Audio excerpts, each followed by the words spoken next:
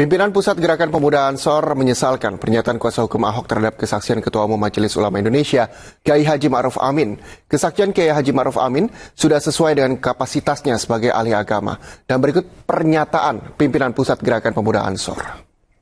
Jelas-jelas itu untuk mau menutupi, seperti saudara saksi menutupi riwayat hidup pernah menjadi one team press Pak Susilo Bambang Yudhoyono. Dan tanggal 7 dan tanggal 6 jam 10.16 disampaikan oleh pengacara saya, ada bukti di telepon untuk minta mempertemukan.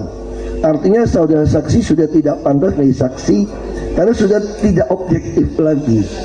Ini sudah mengarah mendukung pasangan calon nomor 1. Ini jelas sekali tanggal 7 Oktober. Dan saudara saksi saya berterima kasih ngotot depan hakim bahwa saudara saksi tidak berbohong.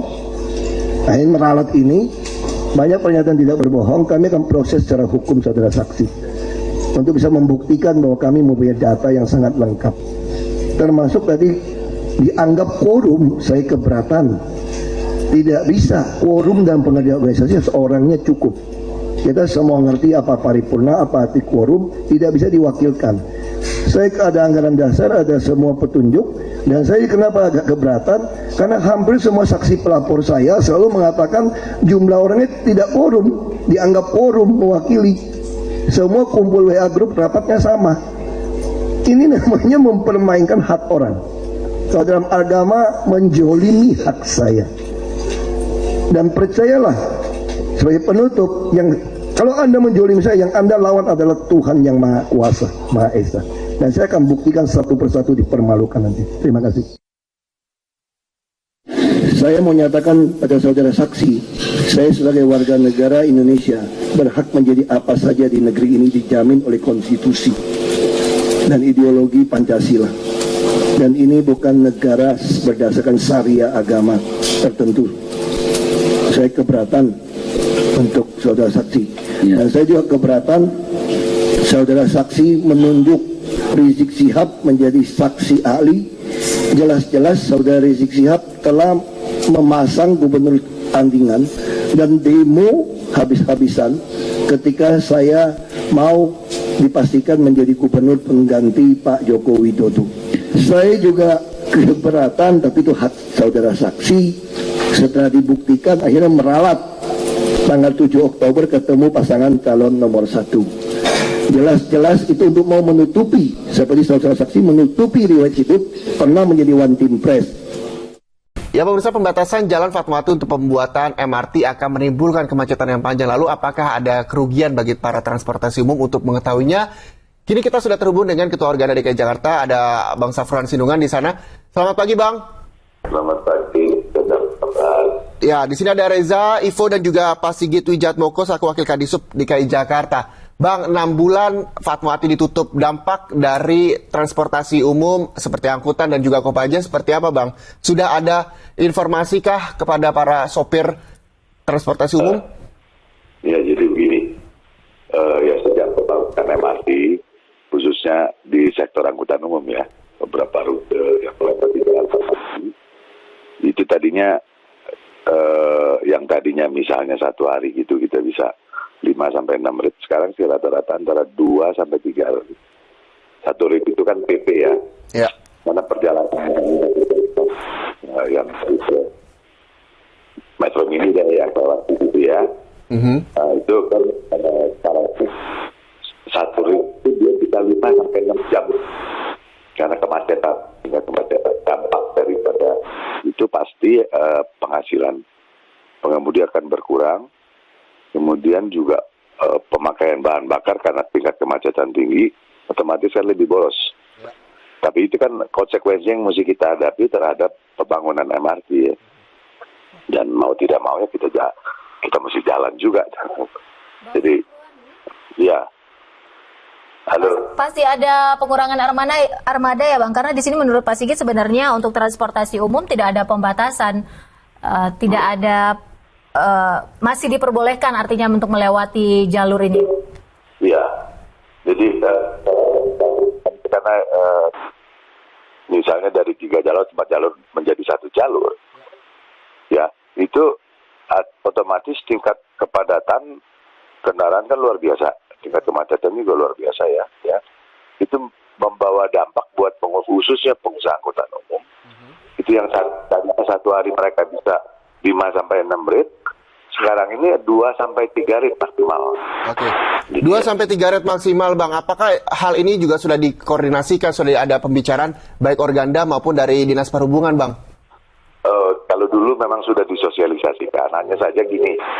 Ini kebetulan ada Pak Sigit Wakadis. Saya berharap kalau misalnya nanti ada rencana begitu, lebih baik bukan hanya di media, juga lebih baik diberitahuan kepada Organda, sehingga Organda nanti memberitahu kepada seluruh operator-operator angkutan yang melewati rute tersebut. Dengan demikian ini kan terkoordinasi dengan baik gitu ya. Oke. Bang, ini kan tadinya 5 sampai 6 rit dalam satu hari hingga sampai 2 sampai 3 rit. Apakah nantinya akan ada perluasan untuk jangkauan dari transportasi umum dari Organda, Bang? Maksudnya perluasan apa? Iya, misalnya dari rute Fatmawati Blok M jadi diperluas lagi hingga mungkin dari Sudirman sampai Blok M begitu, Bang. Ada perluasan tidak? Itu kan tentu harus kita lakukan berjalan dengan Dinas Perhubungan. Nah, ini kan sifatnya saya pikir ini tidak pembahasan khususnya untuk MRT. Ya kita mesti lihat masyarakat semua masyarakat yang menawarkan jalan transport itu kan kita masukkan untuk bisa. Sudah 1,5 tahun. Oke. Ya, baik Bang Safron, terima kasih banyak Bang atas waktunya. Nah, kita langsung minta tanggapan dari Pak Sigit. Pak Sigit tadi kata Bang Safron ini adalah pengurangan rate transportasi umum seperti angkot atau Kopaja melintasi kawasan Fatmawati begitu dari 5 sampai 6 rate per hari, ini 2-3 rate yang berimbas pada penghasilan mereka. Ini sudah sempat dipikirkan belum sih Bang? Ya, jadi sebetulnya ini kembali saya sampaikan yang di awal tadi, ada namanya pola transportasi makro. Ya, untuk program penyediaan sarana angkutan umum sendiri kan sebetulnya sekarang kita sudah mendorong angkutan umum existing ini bergabung dengan PT Transportasi Jakarta. Jadi ini juga bagian dari perubahan paradigma. Tadinya si supir ini adalah orang yang mengejar setoran, menjadi orang yang berpenghasilan tetap sebagai pengemudi Transjakarta. Sudah ada juga pengusaha-pengusaha Kopaja yang bergabung dengan PT Transjakarta. Kalau kita sekarang bisa lihat Kopaja biru. Nah, ini juga kita harapkan seperti itu. Jadi hal-hal seperti ini tidak lagi menjadi kekhawatiran dari si driver maupun si pengusaha angkutan gitu. Jadi ini juga bagian sebetulnya jadi semacam trigger ya buat pengusaha angkutan untuk bergabung dengan PT Transportasi. Pak Sigit, kita konfirmasi sekali lagi pernyataan Pak Sigit. Ini biar pemirsa atau masyarakat tidak salah informasi. Ini bukan penutupan ya, Pak Sigit. Tidak tapi ada penutupan. Pembatasan atau pengaturan arus lalu lintas. Betul. Tapi Pak Sigit begini, kalau tidak ditutup nanti proses seluruh konstruksi ini bisa berjalan mundur tidak sih sesuai target? Karena begini, kalau ditutup kan akses untuk proyek ini bisa menjadi lebih cepat begitu. Ya, tadi seperti yang disampaikan bahwa sebetulnya kalau keinginan PT MRT adalah ditutup karena lebih memudahkan mereka untuk mobilisasi alat maupun dalam pekerjaan struktur konstruksinya. Tetapi kami memperhatikan juga apa yang menjadi kebutuhan masyarakat maupun dunia usaha, sehingga yang paling maksimum kita kerjakan adalah sekarang pengaturan dan pembatasan untuk waktu dan koridor tertentu saja gitu. Dan ini sudah disepakati baik oleh kontraktor MRT ya maupun dengan pemerintah kota dan pihak terkait. Konsep yang kita kerjakan adalah yang paling optimal kita bisa lakukan. Sosialisasi sudah optimal ya Pak Sigit, tapi ada tidak semacam keluhan atau bentuk komplain yang disampaikan oleh warga setempat? Ya, tentunya apa yang kita kerjakan adalah menuai pro kontra ya Bang? Adalah keluhan dari masyarakat. Ya, karena sebelum pelaksanaan proyek ini sendiri kan juga ada namanya pembebasan lahan terkait dengan proyek MRT ya. Nah, itu ada yang untuk depo maupun di ruas-ruas jalan, termasuk di Fatmawati ini.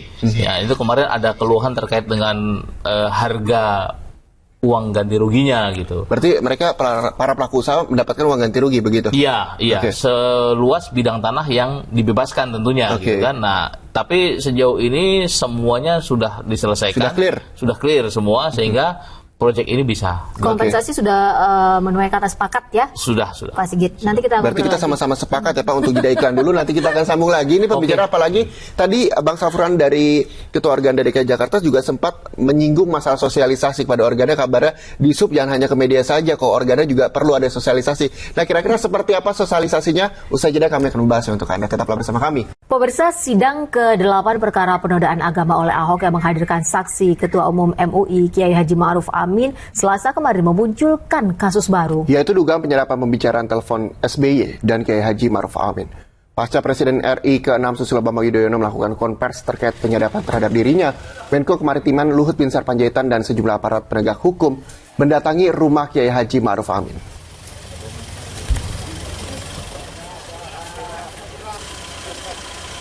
Barat, Wakapolda dan Kabid Humas Metro Jaya tiba di lokasi, kemudian disusul oleh Pangdam Jaya Maijen TNI Teddy Laksamana dan Kapolda Metro Jaya Irjen M. Iriawan 30 menit kemudian. Saat pertemuan berlangsung, Menko Kemaritiman Luhut Binsar Panjaitan juga datang ke rumah Kiai Haji Ma'ruf Amin. Namun, kedatangan Luhut menimbulkan pertanyaan karena kunjungannya hanya sekitar 2 menit. Luhut menegaskan kunjungannya hanya silaturahmi. Kiai Ma'ruf Amin kan teman lama dari zaman Gus Dur. Ya saya datang silaturahmi kemari, itu aja. Ada pembahasan Pak? Nggak ada, kan cuma 2 menit ketemunya. Ya, itu aja. Makasih. Pertemuan Kiai Haji Ma'ruf Amin dengan perwira Polda Metro Jaya dan Kodam Jaya terbilang singkat, sekitar 21 menit. Ketua MUI menjelaskan bahwa kunjungan ini hanya sebagai laporan situasi ibu kota. Kiai Haji Ma'ruf Amin enggan menanggapi isu penyadapan percakapannya dengan SBY. Mengenai permohonan maaf Ahok yang hanya dilakukan secara tertulis, Kiai Haji Ma'ruf Amin hanya mengingatkan setiap permohonan maaf harus diterima. Saya perlu urusan PSBY. Setelah Bapak malah permohonan maafnya gimana Pak? Permohonan maaf Ahok Pak terakhir video. Kalau orang minta maaf ya tentu ya harus dimaafkan.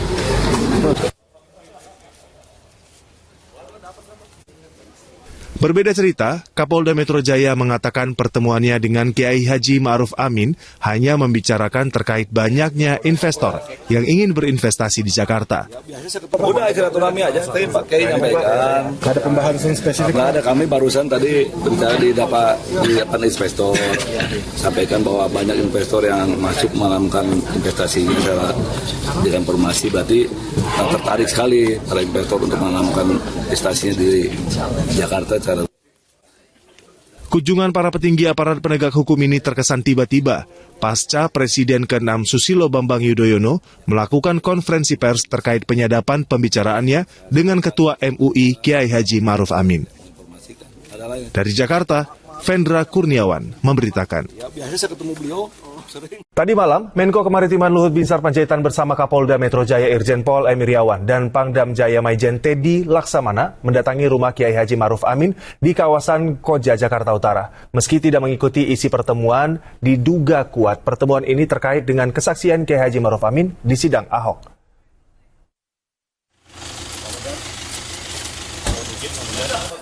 Rabu malam, kediaman Ketua MUI Kiai Haji Ma'ruf Amin di wilayah Koja, Jakarta Utara disambangi sejumlah petinggi aparat penegak hukum.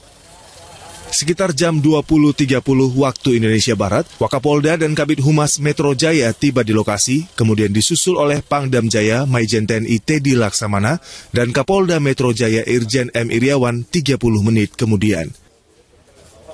Saat pertemuan berlangsung, Menko Kemaritiman Luhut Binsar Panjaitan juga datang ke rumah Kiai Haji Ma'ruf Amin. Namun, kedatangan Luhut menimbulkan pertanyaan karena kunjungannya hanya sekitar 2 menit. Luhut menegaskan kunjungannya hanya silaturahmi. Kiai Ma'ruf Amin kan teman lama dari zaman Gus Dur. Ya saya datang silaturahmi kemari, itu aja. Ada pembahasan Pak? Nggak ada, kan cuma 2 menit ketemunya. Ya, itu aja. Makasih. Pertemuan Kiai Haji Ma'ruf Amin dengan perwira Polda Metro Jaya dan Kodam Jaya terbilang singkat, sekitar 21 menit. Ketua MUI menjelaskan bahwa kunjungan ini hanya sebagai laporan situasi ibu kota. Kiai Haji Ma'ruf Amin enggan menanggapi isu penyadapan percakapannya dengan SBY. Mengenai permohonan maaf Ahok yang hanya dilakukan secara tertulis, Kiai Haji Ma'ruf Amin hanya mengingatkan setiap permohonan maaf harus diterima. Saya perlu urusan PSB Setelah Bapak permohonan maafnya gimana Pak? Permohonan maaf Ahok Pak terakhir video. Ya, kalau orang minta maaf ya tentu ya harus dimaafkan.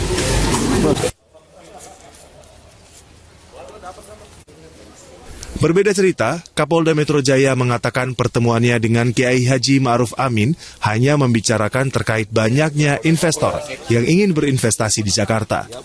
Udah silaturahmi aja, Pak Kiai nyampaikan. Ada pembahasan spesifik? Nggak ada, kami barusan tadi berbicara di investor, sampaikan bahwa banyak investor yang masuk melakukan investasi. Saya dengan informasi berarti tertarik sekali para investor untuk melakukan investasinya di Jakarta. Kunjungan para petinggi aparat penegak hukum ini terkesan tiba-tiba pasca Presiden ke-6 Susilo Bambang Yudhoyono melakukan konferensi pers terkait penyadapan pembicaraannya dengan Ketua MUI Kiai Haji Ma'ruf Amin. Dari Jakarta, Vendra Kurniawan memberitakan. Ya, biasa saya ketemu beliau.